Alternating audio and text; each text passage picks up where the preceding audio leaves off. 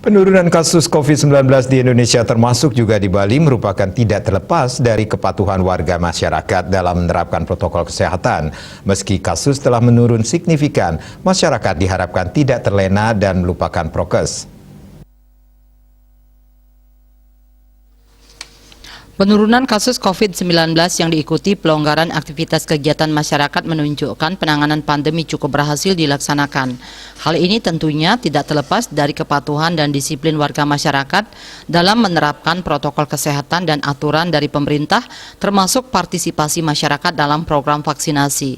Meski demikian, pandemi belum berakhir dan masyarakat akan hidup berdampingan dengan COVID-19, sehingga penerapan protokol kesehatan merupakan bagian penting yang tidak boleh terlupakan. Betul berupaya untuk bisa hidup berdampingan dengan virus, dengan harapan bahwa tahun ke depan pandemi ini bisa menjadi endemi. Nah, untuk turunnya level Denpasar menjadi level 2, meskipun demikian kami tetap menghimbau masyarakat untuk tetap prokes, tetap jaga prokes, itu yang utama. Kemudian setiap kegiatan, apabila ada kegiatan itu kami harapkan pesertanya ini tetap menegakkan protokol kesehatan, kemudian dipastikan bahwa semua yang terlibat ini minimal divaksin.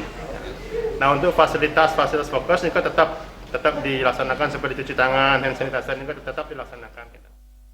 Untuk mencegah munculnya klaster baru dan antisipasi terjadinya gelombang ketiga COVID-19, masyarakat diimbau untuk tetap disiplin menerapkan protokol kesehatan. Disiplin menerapkan prokes tidak saja penting bagi diri sendiri, namun juga bisa mencegah anggota keluarga dan masyarakat lainnya terjangkit virus COVID-19. Dengan demikian, lingkungan yang aman dan sehat bisa terwujud dan aktivitas ekonomi bisa kembali normal. Eka Yana dan Saputra, Bali TV.